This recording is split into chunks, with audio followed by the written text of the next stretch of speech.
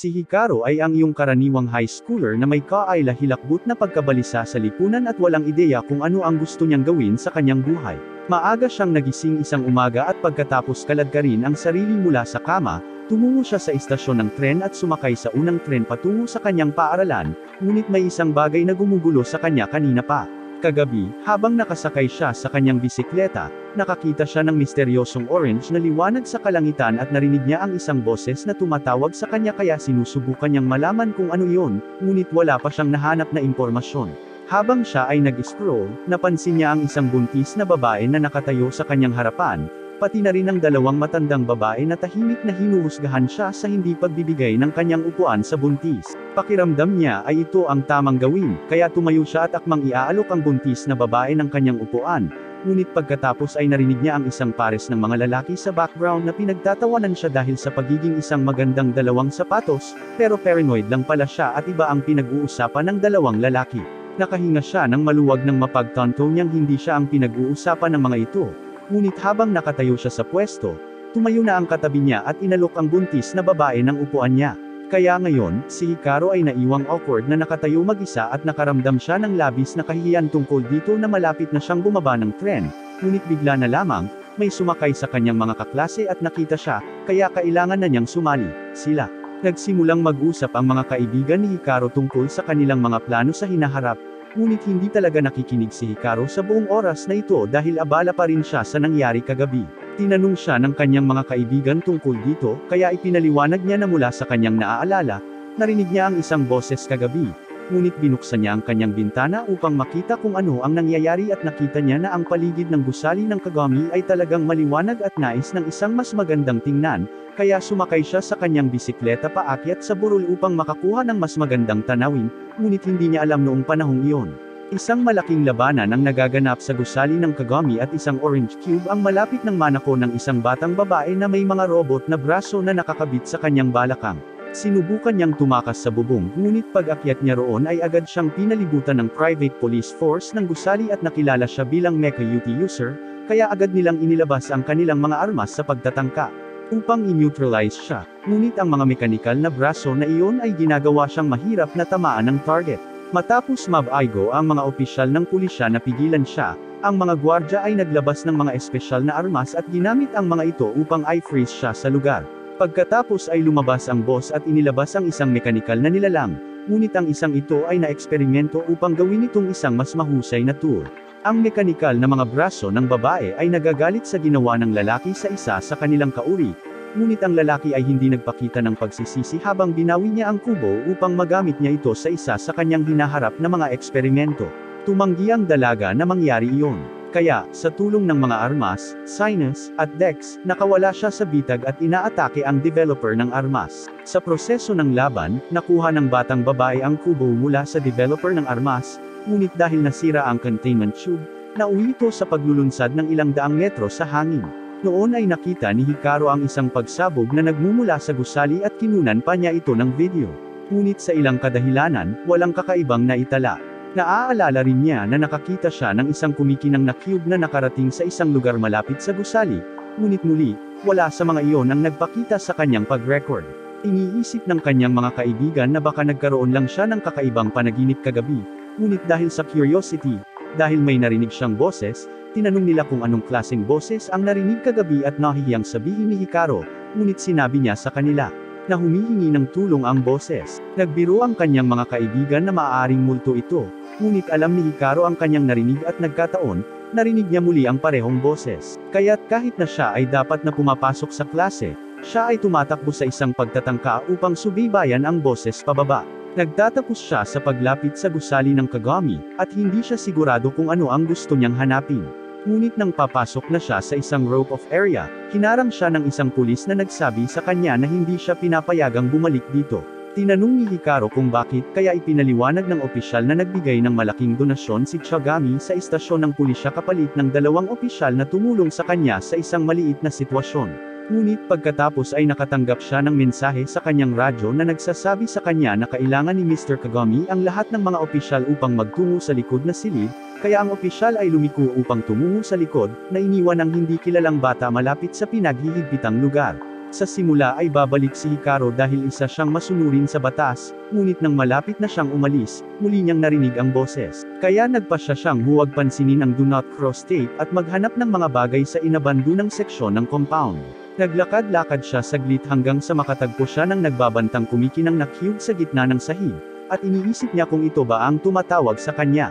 Nilapitan niya ito, at sigurado, nagsimulang magsalita ang cube na medyo ikinagulat niya. Ngunit inabot niya pa rin ito upang hawakan, na nagresulta sa isang napakalaking flash ng liwanag. Ang cube ay lumilipad pataas sa langit at dumapo sa likod ni Hikaru, na nagdulot ng panibagong kislap ng liwanag at nakakakuha ng maraming atensyon.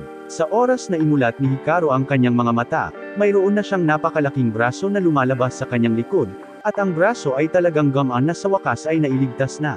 Naririnig ni Hikaru ang boses ng isang taong nakikipag-usap sa kanya, ngunit wala siyang makitang sinuman, kaya nagsimula siyang magpanik hanggang sa makuha ng braso ang kanyang atensyon para pakalmayan siya.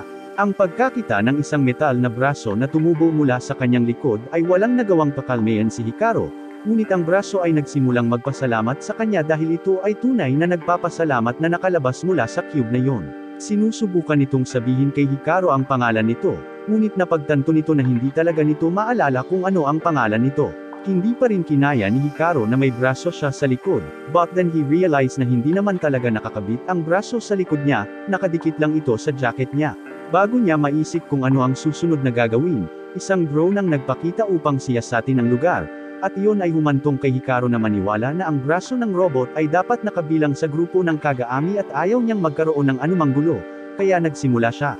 Hinubad ang kanyang jacket para maibalik niya ito, ngunit ang drone ay humawak ng mga buzzsaw nito at sinubukan siyang patayin.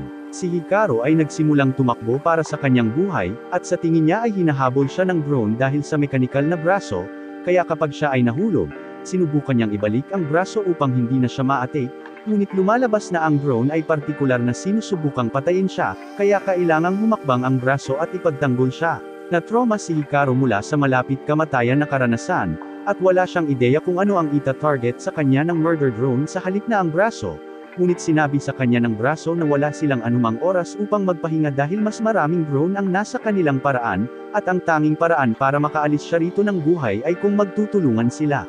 Samantala, sa punong tanggapan ng Kagami, ipinaalam sa Pangulo na nakita ng mga drone ang nawawalang trigger arm, ngunit tila nasa isang random na bata.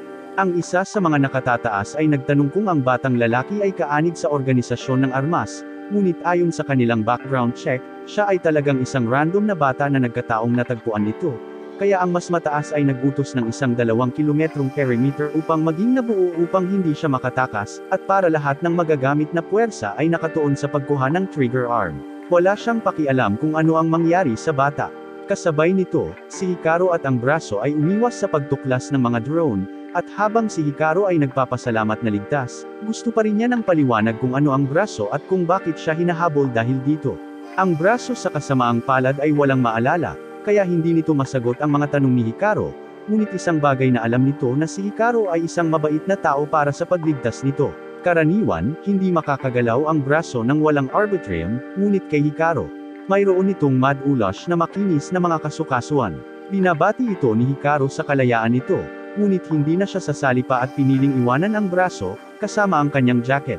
Ito ay dapat na maayos dahil ang braso ay maaaring gumalaw sa sarili nitong, ngunit ang braso ay nakikiusap sa kanya na huwag pumunta at sinusubukang babalaan siya na ito ay hindi ligtas sa labas doon. Kung paano ito nakikita ni Hikaru, siya ay nasa panganib lamang dahil sa braso, kaya ang paglayo sa sarili mula rito ay ang pinakamahusay na paraan upang matiyak ang kanyang kaligtasan, at balak niyang gawin iyon ng eksakto.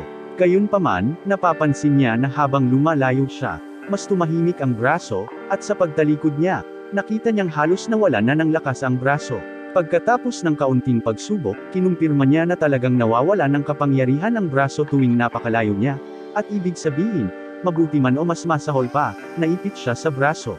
Sa kalaunan ay naabutan sila ng mga drone, ngunit sa pagkakataong ito, sinabi ng braso na siya mismo ang hahawak nito, kaya hinawakan nito ang sahig at sinimulang hilahin si Haruka upang ilayo siya sa mga drone. Habang ginagawa ito ng braso, ang nagdevelop ng mga armas ay nanunood mula sa isang kalapit na water tower, at siya ay lubos na nabigo na ang trigger arm ay naging napakalungkot, ngunit kailangan pa rin niyang kunin ito, kaya hahayaan niya ang mga drone na pangasiwaan ito. Higit sa lahat, nakatanggap ka ng intel na hindi lang siya pagkatapos ng trigger arm, kaya kailangan niyang harapin muli ang babaeng iyon. Samantala, kararating lang ni Aki sa lugar, ngunit sinabi sa kanya ng kanyang intel provider na siya ay patungo sa maling direksyon. Sinabi niya sa kanya na pumunta sa timog, ngunit hindi niya alam kung aling daan ang timog, kaya binago niya ito at sinabing dapat siyang kumanan sa halip. Kailangan niyang makapunta sa kabilang bahagi ng gusali, ngunit ang pagbabalik ay magtatagal, kaya naghanap siya ng isang maliit na eskinita at balak niyang dumaan doon, bagamat kailangan niyang hilingin sa kanyang Dex at Sinus na humiwalay sa ngayon kaya kasya siya. Sa kabilang panig ng pader, nauubusan na ng singaw si Hikaru dahil sa matagal na paghabol, at habang ang pagtakbo ng mga braso ay tiyak na mas mabilis, naubos ang maraming enerhiya ni Hikaru, kaya hindi na siya makapagpatuloy ng mas matagal. Bigla siyang hinawakan ni Aki at itinapon sa sahig habang nakikipag-usap siya sa mga drone. Pagkatapos ay lumingon siya sa dalawa, tinawag ang brasong si Alma at pinagbantaan silang papatayin ang dalawa kung kumilos sila. Ipinaalala sa kanya ni Dex na ang kanyang trabaho ay protektahan sila, hindi patayin. Ngunit bago maipaliwanag ni Dex ng maayos ang mga bagay kay Hikaru, nagpakita ang nagdevelop ng mga armas, at nagtatanim pa rin siya ng sama ng loob kay Aki dahil sa pagnanakaw ni Alma sa kanya, kaya babayaran niya ito. Habang ang dalawa ay nag-ambala sa pagtatalo sa isa't isa, napansin ni Hikaru ang isang eskinita sa likod niya, kaya tumakbo siya para dito. Napansin siya ni Aki na umiiwas, ngunit siya ay masyadong malapad upang sundan siya ng kanyang mecha-od, kaya natigil siya sa pakikitungo sa developer ng mga armas sa bahaging ito ng pader. Sa kabilang panig, nakalabas si Hikaru at nagsimulang tumakbo muli, ngunit talagang nagsisimula siyang magsisi sa paggawa ng desisyon na pumunta rito. Nakikita ng braso kung gaano nahihirapan si Hikaru, kaya sinabi nito sa kanya na huminto at iwanan siya. Ang mga taong humahabol sa kanila ay hinahabol lamang si Alma, kaya kung iiwan siya ni Hikaru, dapat siyang makatakas ng hindi nasaktan. Kahit tama si Alma, alam ni Hikaru na hindi makagalaw si Alma nang wala siya, kaya nag-aalangan siyang iwanan siya. Katatapos lang matalo ni Aki ang nagdevelop ng armas, at naabutan niya ang mga ito. Kaya muli niyang binyantaan na sasaktan sila kapag hindi sila sumunod sa kanyang mga kahilingan. Sinabihan siya ni Alma na maghintay at sinabing makikinig siya sa kanyang mga kahilingan hanggat hahayaan niya si Hikaru, ngunit sinabi ni Hikaru na wala siyang pupuntahan. Maaaring pinagsisisihan niya ang desisyon, ngunit pinili niyang manatili sa tabi ni Alma, at dahil mukhang lalaban siya, naghanda si Aki na talunin siya sa pagpapasakop. Hindi kumpiyansa si Hikaru sa kanyang kakayahan na manalo, ngunit tiniyak ni Alma sa kanya na magkasama nilang mapapabagsak si Aki. Kailangan lang niyang humakbang pasulong at hayaan siyang hawakan ang natitira. Hindi alam ni Hikaru kung paano ito magwawakas, ngunit nagpasya siyang magtiwala kay Alma at diretsyong sumugod kay Aki. Handa si Aki na ipagtanggol ang kanyang sarili noong una, ngunit nang nanatili sa hangin si Alma at magbago, diretsyong itinulak nito ang hangin mula sa kanyang mga baga, na nag-iwan sa kanyang hingal sa lupa. Sina Hikaru at Alma ang pagkakataong tumakas, at pagkaraan ng ilang oras, nang malinaw ang baybayin, lumabas sila sa pinagtataguan at tumakas. Samantala, bumalik si Aki sa base at iniulat ang kanyang pagkabigo na mahuli si Alma. Hindi niya mahuhulaan na magagamit ng bata ang kapangyarihan ni Alma, ngunit kahit na makatakas siya sa ngayon, walang duda na matunten siya ng grupo ni Kegami sa lalong madaling panahon, kaya kailangan nilang kumilos ng mabilis at hanapin muna siya. Kinabukasan, dinala ni Hikaru si Alma sa paaralan kasama niya dahil wala siyang mapagtabi, ngunit sinisikap niyang maging mahinahon para hindi siya mahanap ng mga taong humahabol sa kanya. Gayunpaman, nang makarating siya sa kanyang klase, natakot siya nang matuklasan na lumipat si Aki sa kanyang klase at mukhang hindi siya masaya.